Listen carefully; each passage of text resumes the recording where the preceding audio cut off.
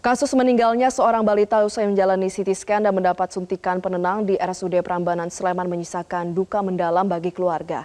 Pihak keluarga menilai ada kejanggalan dalam prosedur penanganan medis yang diterima korban. Dan untuk mengetahui kronologi dan langkah hukum yang kini ditempuh keluarga, kita sudah bersama dengan Anastasia Niken Purwandari, orang tua korban, dan Purnomo Susanto, kuasa hukum korban. Selamat pagi Ibu Anastasia dan Pak Purnomo. Selamat pagi, Mbak. Ya, baik, sebelumnya kami dari Metro TV mengucapkan turut berduka cita atas kepergian dari Naura. Kami tahu ini bukan waktu yang mudah, tapi terima kasih sudah bersedia untuk berbagi kisahnya dengan kami. Saya akan ke Ibu Anastasia terlebih dahulu. Ibu bisa diceritakan bagaimana awalnya kondisi dari Naura hingga akhirnya dibawa ke rumah sakit? Kalau untuk kondisi Naura sampai pertama kalinya nggak sakit ya dia kan masih sehat, masih ceria. Karena kan saya membawa periksa untuk rumah sakit itu karena untuk pemeriksaan lanjutan terkait dengan lingkar kepalanya yang kecil. Jadi kalau untuk kondisi yang lain dia masih semuanya sudah masih normal aja, dia nggak ada riwayat sakit apapun.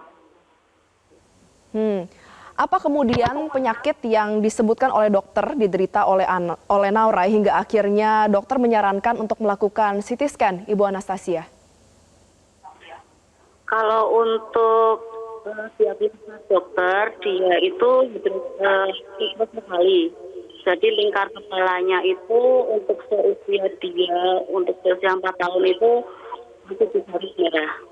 Makanya dokter menyarankan untuk dilakukan CT scan supaya tahu kalau di kepalanya itu ada kelainan atau enggaknya. Akhirnya kita melakukan CT scan ini, Ibu. Nah, apakah sudah ada hal-hal yang diinformasikan kepada Ibu selaku orang tua dari Naura sebelum CT scan ini dilakukan? Karena kalau misalnya dari fakta yang beredar, ada 3 kali ya, Bu, obat bius, obat penenang yang disuntikan kepada Naura. Apakah itu sudah diinformasikan terlebih dahulu kepada orang tua? Enggak, kita enggak diinformasikan. Cuma kita dapat rujukan untuk ke poliradiologi untuk penanganan CT scan. Di situ juga kita cuma dikasih tahu langkahnya, nanti akan dikasih obat, disuntikan obat gitu aja. Tapi kalau untuk penyuntikan 3 kali kita nggak dikasih tahu. Baik, artinya memang tidak ada informasi di awal. Lalu kemudian setelah selesai melakukan CT scan, apa yang Ibu lihat dan juga rasakan dialami oleh anak Ibu? Kalau untuk dia tuh dimasuk CT scan itu nggak ada rewel ya di sana. Cuma dia itu disuntikan pertama masih anteng, masih nggak mengeluh apapun. Dia sempat tidur, dia mulai sedikit ada perubahan itu disuntikan keduanya. Jadi dia mulai agak rewel, dia nangis, dia minta ingin pulang, itu disuntikan kedua. Sampai disuntikan ketiga pun dia nangis sampai dia tertidur. Jadi saya setelah itu saya nggak tahu tindakan yang dokter lakukan, karena setelah anak saya tertidur saya keluar dari ruang CT scan itu. Rentang waktunya berapa lama, Bu, dari suntikan pertama hingga akhirnya tertidur di suntikan ketiga, Ibu Anas? Kalau untuk suntikan pertama kedua itu kurang lebih 30 menit. Tapi kalau untuk suntikan kedua ketiga itu lebih, saya kurang tahu ya kalau untuk waktunya, karena saya nggak melihat jam. Itu ya kemungkinan ya hampir lebih cepat dari yang pertama. Baik, saya akan ke Pak Purnomo ya, Ibu Anas, ke kuasa hukum. Pak Purnomo, bagaimana perkembangan dari penyelidikan dan juga penyidikan sejauh ini? Bagaimana respons dari pihak kepolisian? Karena nampaknya untuk laporan polisi ini sudah diajukan sejak pertengahan Mei lalu, benar? Ya, benar ya, Mbak ya. Jadi tanggal 2 Juni 2026 kemarin dari pelapor klien kami, Bu Anastasia, sudah dimintain keterangan oleh pihak penyidik dari Ditreskrim Sus Polda DIY, dan juga ada 2 orang saksi yang sudah diperiksa bersamaan dengan pemeriksaan pelapor. Nah, terus informasi perkembangan sudah ada tambahan lagi pemeriksaan saksi-saksi yang dilakukan oleh penyidik Ditreskrimsus Polda DIY. Jadi ada total 5 orang yang sudah dilakukan pemeriksaan oleh Ditreskrimsus Polda DIY. 5 orang selain pelapor yaitu pihak keluarga, apakah ini 4 orang sisanya termasuk pihak rumah sakit dan juga dokter yang bertugas untuk melakukan CT scan terhadap Naura? Kalau terkait dengan yang selain pelapor itu kita belum tahu ya Mbak, dari rumah sakit sudah dimintain keterangan atau belum. Yang pasti ya dari pemeriksaan saksi-saksi yang sudah dilakukan oleh pihak penyidik, kami berharap penyidik segera bisa mendapatkan bukti-bukti yang lain. Bukti-bukti yang lain itu apa? Bukti-bukti yang lain itu rekam medik elektroniknya saat almarhum Naura ini dilakukan pemeriksaan di tanggal 27 April 2026 hingga kemudian meninggal dunia. Dan juga CCTV ini perlu untuk segera didapatkan oleh penyidik karena untuk mengetahui saat almarhumah Naura datang sampai kemudian almarhumah Naura ini meninggal dunia di RSUD Prambanan.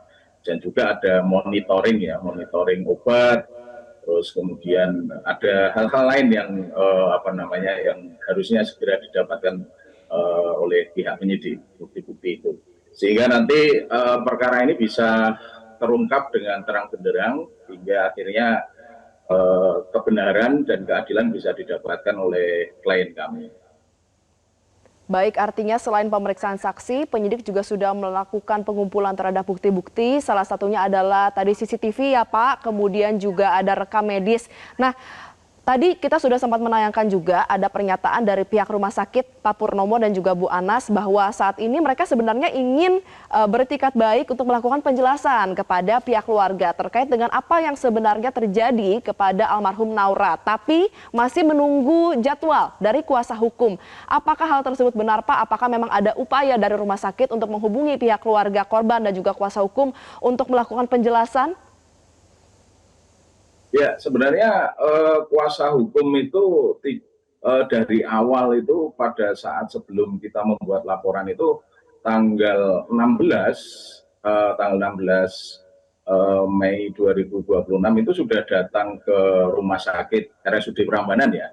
Saat itu bertemu dengan Direktur RSUD Prambanan, namun demikian ketika kita tanggal 16 itu mau berkomunikasi dengan baik-baik, dengan menyampaikan maksud dan tujuan kita untuk melakukan konfirmasi terkait dengan pemeriksaan anak Naura di rumah sakit di tanggal 27 April itu, kita tanggal 16 itu kita ingin konfirmasi, tapi ternyata kan dari pihak RSUD saat itu defensif ya Mbak, artinya penyambutan itu tidak baik sehingga kemudian terjadi sedikit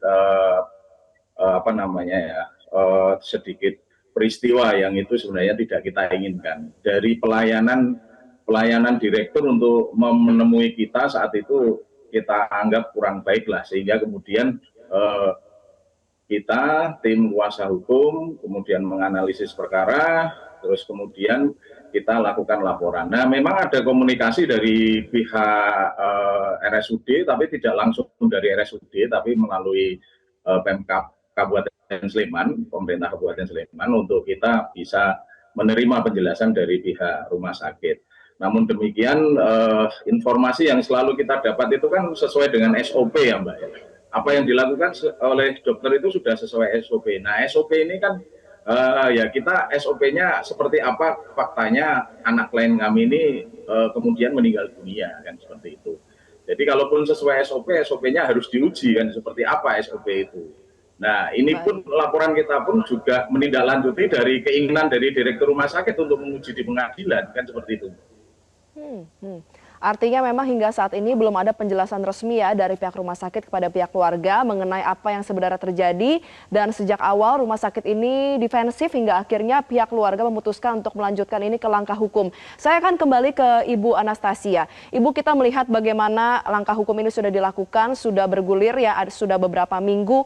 Apa yang diharapkan oleh Ibu Anastasia dapat terjadi ke depannya terkait dengan update untuk proses hukum ini? Apakah selain untuk malpraktik akan dilakukan pengajuan hukum lainnya? Saya sih sesuai dengan yang Pak Pur bilang ya, kalau saya tuh melaporkan di sini, saya melaporkan pihak rumah sakit ke kepolisian. Saya berharap di sini pihak kepolisian membantu untuk mengungkap, saya mencari kejelasan, kebenaran. Jadi saya pengen rumah sakit itu jujur, bilang apa yang sebenarnya terjadi, tindakan apa yang dilakukan. Dan saya pengen terutama untuk dokternya bertanggung jawab, karena kan di sini menyangkut masalah nyawa ya Mbak ya. Jadi kalau menurut pernyataan dari pihak rumah sakit sesuai SOP, itu saya pengen tahu SOP dari rumah sakit itu seperti apa. Karena kalau sesuai dengan SOP harusnya nggak sampai kejadian seperti ini, anak saya nggak harus meninggal. Baik, Ibu Anastasia, Pak Purnomo, kami sekali lagi mengucapkan turut berduka cita dan kami harapkan ini proses hukum bisa berlanjut dengan baik, transparan dan juga keadilan bagi Naura bisa segera ditegakkan. Terima kasih orang tua dan juga kuasa hukum korban Ibu Anastasia Niken dan Purnomo Susanto sudah berbincang bersama kami di Selamat Pagi Indonesia. Jelajahi cara baru mendapatkan informasi. Download Metro TV Extend sekarang.